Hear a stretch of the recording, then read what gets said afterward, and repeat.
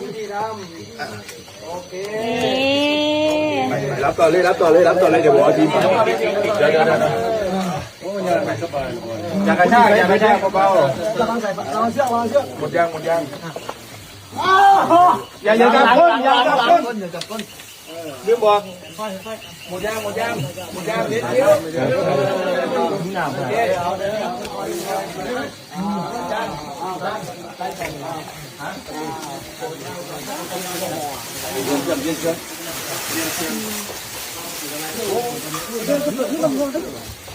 มีกู้ภัยมาหลายๆถือว่าเขาอุกใจลูกเอ้ยตายแล้วหดแม่แล้ว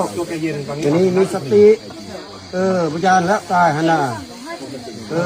ตั้งใจอะไรลูกหลานเลยลูกพี่อะไรเนี่ยโอเคเนาะโอเคขอเวลาแจ้งจงแน่ทีมงานพันกันใช่ขอบใจละลายมันเดี๋ยวอะไรที่แทงเข็มเมื่อกี้ปั๊บชิปว่าที่ทำมันกันบ้างนี่ยังว่าปั๊บชิปยังแข็งเริ่มเงียบละ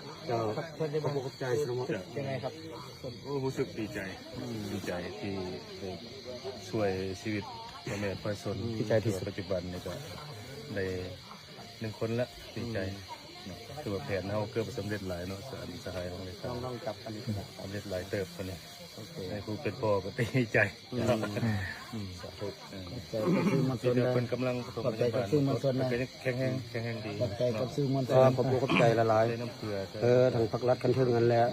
บอกปักไปผู้กู้ภัยยังเบิ่งยังเงี้ยซ้ำนี้ครบอกขบใจสุดไปได้ขอบใจน้องสาวไปได้เป็นทำเจนอมเจนอมมาเป็นลูกหลานขอบใจละลายเด้อที่ว่าปลาละเรียกงานมาถึงสละทั้งบ้านด้วยทั้งเฮืองแห้งได้น่ะมากินเฮือกินแห้งแท้ๆนี่ก็ภาษาจ่ายมือนี้ก็ได้ซื้อได้ใครหมานเด้อปั๊บชิปอีก7 คน